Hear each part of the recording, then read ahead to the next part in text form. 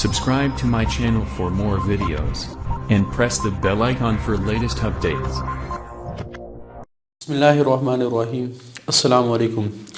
Dear student, आज का जो हमारा लेक्चर है वो जो हमने लाइट रिएक्शंस को स्टार्ट किया था उसी की अगली यानी अब जो ऑपरेटर्स इस्तेमाल होगा, जो चीज़ें इस्तेमाल होंगी, उसका दूसरा पोर्शन है। बेसिकली लाइट रिएक्शंस वो रिएक्शंस होते हैं जिसमें लाइट इस्तेमाल होती है और लाइट इस्तेमाल होने के बाद एटीपी और NADPH बनता है। बेसिकली लाइट रिएक्शन में जो चीज़ें इस्तेमाल होती हैं उसमें जो मेन चीज़ थी जिसने लाइट को एब्जॉर्ब करना है वो फोटो सिस्टम है। तो हमने लास्ट लेक्चर में डिस्कस किया था कि फ़ोटो सिस्टम की दो टाइप्स हैं, एक फ़ोटो सिस्टम 2 है, एक फ़ोटो सिस्टम 1 है। तो पहले डिस्कस ये हुआ था कि फ़ोटो सिस्टम 1 और 2 को नाम on the basis of discovery दिया गया। अच्छा, फ़ोटो सिस्टम 2 को फ़ोटो सिस्टम 680 भी कहा जाता है क्योंकि इसके जो रिएक्शन सेंटर में क्लोरोफिल ए है वो 680 नैनोमीटर की जो रेड लाइट है उसको मैक्सिमम एब्जॉर्ब करता है। और जो फ़ोटो सिस्टम 1 है इसका जो रिएक्शन सेंटर क्लोरोफिल ए है वो 700 नैनोमीटर की जो लाइट है उसको मैक्सिमम एब्जॉर्ब करता है। तो ये दो टाइप्स हमने लास्ट लेक्चर में डिटेल के साथ पढ़ी थी। अच्छा, इन दो फोटो सिस्टम के साथ दूसरा जो बड़ा कंपोनेंट्स हैं जो लाइट रिएक्शन में इस्तेमाल होंगे वो इलेक्ट्रॉन ट्रांसपोर्ट चेन है।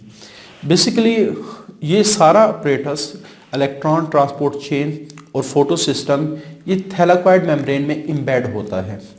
ठीक है, तो फोटो सिस्टम वो हमारे पास स्ट्रक्चर हैं जिन्होंने लाइट को एब्जॉर्ब करना है। तो जब ये लाइट को एब्जॉर्ब करते हैं तो वो सारी लाइट चली जाती है रिएक्शन सेंटर के पास और वहाँ से इलेक्ट्रॉन को एक्साइटेड करना शुरू कर देती है। और जो क्लोरोफिल ए है रिएक्शन सेंटर PS2 का, वो जब काफ़ी सारी लाइट को एब्जॉर्ब करके सारी रिएक्शन सेंटर को भेजते हैं और रिएक्शन सेंटर में क्लोरोफिल ए 680 होता है तो यहाँ से इलेक्ट्रॉन निकल के चले जाते हैं प्राइमरी इलेक्ट्रॉन एक्सेप्टर के पास। अब प्राइमरी इलेक्ट्रॉन एक्सेप्टर इनको इलेक्ट्रॉन ट्रांसपोर्ट चेन को सेंड कर देते हैं जिसमें इलेक्ट्रॉन कैरियर्स मौजूद होते हैं। बेसिकली अगर हम फोटो सिस्टम 2 और फोटो सिस्टम 1 के दरमियान में जो इलेक्ट्रॉन ट्रांसपोर्ट चेन है इसकी बात करें तो इसके 3 बड़े कंपोनेंट हैं। एक हमारे पास प्राइमरी इलेक्ट्रॉन से प्लास्टोक्विनोन के पास इलेक्ट्रॉन जाएंगे, फिर उसके बाद साइटोक्रोम कॉम्प्लेक्स। अब प्लास्टोक्विनोन ये केमिकल की एक फैमिली है जो क्लोरोप्लास्ट में होती है, इस वजह से इसको प्लास्टोक्विनोन कहा जाता है। साइटोक्रोम ये प्रोटीन्स हैं और ये आयरन कंटेनिंग प्रोटीन्स हैं, आयरन कंटेनिंग प्रोटीन्स हैं। और फिर साइटोक्रोम से हमारे पास इलेक्ट्रॉन चला जाता है प्लास्टोसाइनिन के पास। अब प्लास्टोसाइनिन ये कॉपर कंटेनिंग प्रोटीन्स है। तो यहाँ से ऑब्जेक्टिव बन सकता है ये प्रोटीन नहीं है प्लास्टोक्विनोन, साइटोक्रोम कॉम्प्लेक्स और प्लास्टोसाइनिन ये एक आयरन कंटेनिंग प्रोटीन है, एक प्लास्टोसाइनिन। उसके बाद इलेक्ट्रॉन चला जाते हैं फोटो सिस्टम 1 के पास। फोटो सिस्टम के इलेक्ट्रॉन्स जाते हैं प्राइमरी इलेक्ट्रॉन एक्सेप्टर के पास।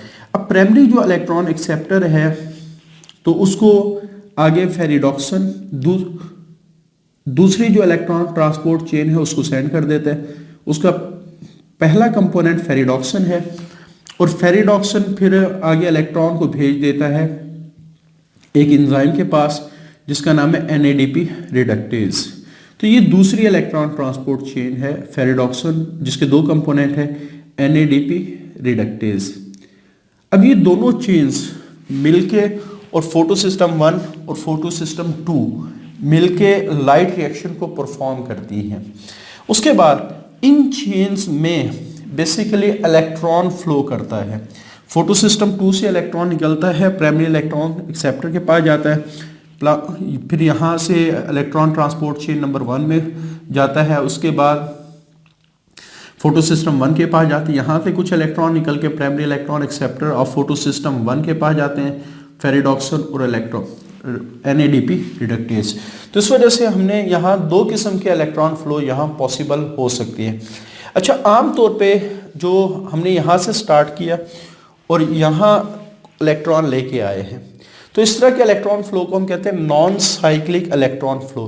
बेसिकली नॉन साइक्लिक से क्या मुराद है, कोई भी ऐसी चीज़ जिसका एक स्टार्टिंग पॉइंट हो एक एंडिंग पॉइंट हो तो वो कहलाती है नॉन साइक्लिक। साइक्लिक क्या होती है? जिसका कोई ना स्टार्टिंग पॉइंट हो ना एंडिंग पॉइंट हो।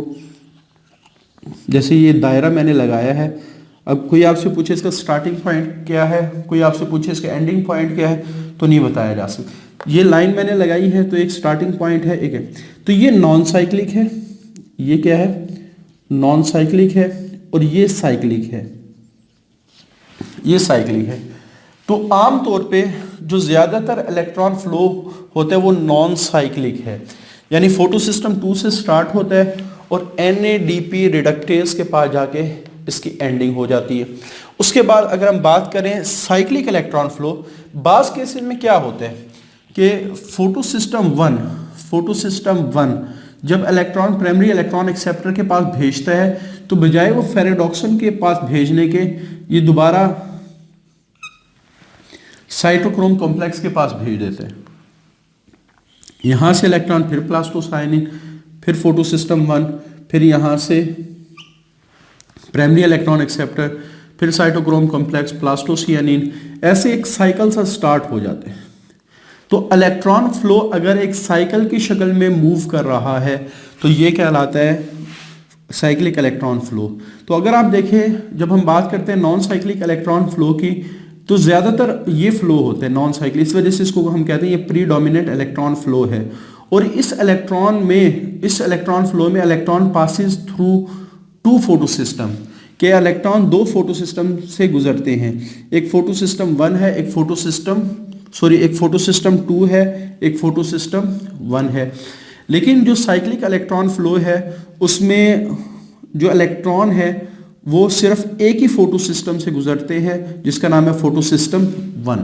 तो ये हमारे पास 2 किस्म के इलेक्ट्रॉन फ्लो हैं, एक नॉन साइक्लिक इलेक्ट्रॉन फ्लो है और एक साइक्लिक इलेक्ट्रॉन फ्लो है।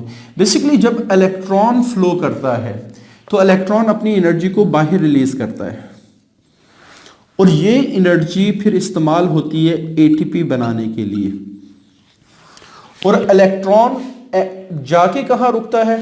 बेसिकली जब ये NAD रिडक्टेज के पास जाता है तो NADP रिडक्टेज जो निकोटिनामाइड एडिनिन डाइन्यूक्लियोटाइड, ये इलेक्ट्रॉन को NADP में ऐड कर दे। NADP रिडक्टेज जो एंजाइम है इसमें ऐड कर देगा और जो NADP है इसके ऊपर नेगेटिव चार्ज आए। अब ये नेगेटिव चार्ज वाला जब हाइड्रोजन आयन के साथ मिलेगा तो NADPH2 बना देगा। तो हमारे पास जो लाइट रिएक्शन है इसमें जो सब बड़ी प्रोडक्ट बन रही होती है वो एक ATP है और एक NADPH2 रिडक्टेज है। तो ये 2 बड़ी प्रोडक्ट है जिन्होंने आगे डार्क रिएक्शन में इस्तेमाल होना होता है। इसके अलावा यहाँ ऑक्सीजन भी बनती है और ये प्रोसेस कैसे चलता है इसको तो आगे हम डिटेल से डिस्कस कर। ये दोनों जो इलेक्ट्रॉन फ्लो हैं, नॉन साइक्लिक इलेक्ट्रॉन फ्लो है और साइक्लिक इलेक्ट्रॉन फ्लो है, इसको हम आगे डिटेल से डिस्कस करेंगे।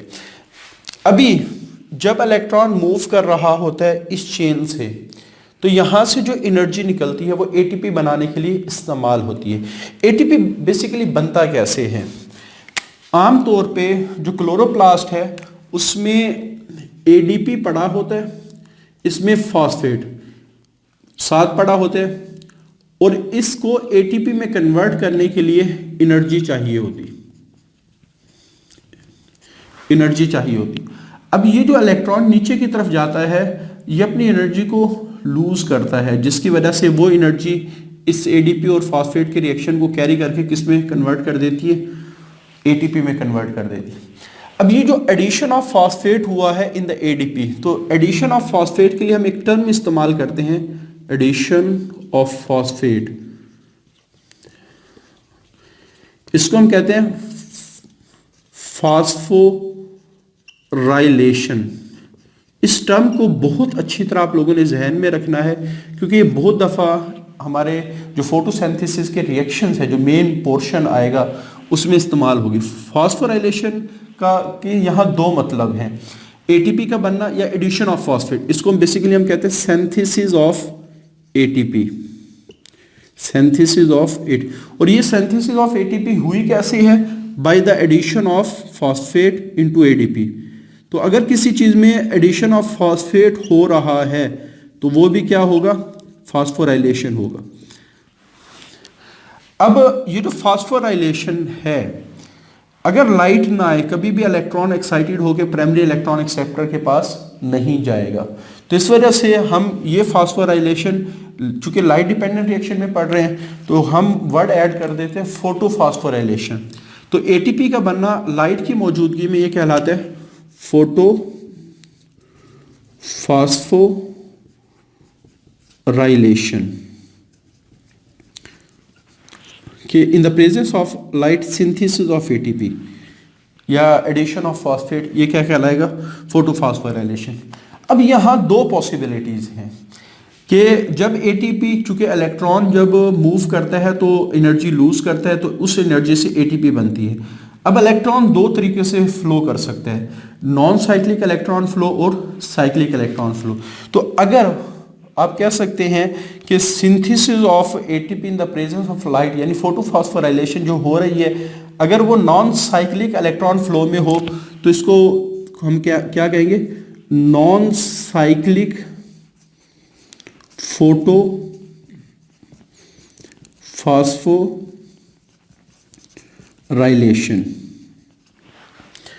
अगर यही काम फोटोफास्फोराइलेशन का, synthesis of ATP in the presence of light, electron cyclic electron flow में हो रही है, तो इसके लिए हम वर्ड इस्तेमाल करेंगे साइक्लिक इलेक्ट्रॉन फ्लो, सॉरी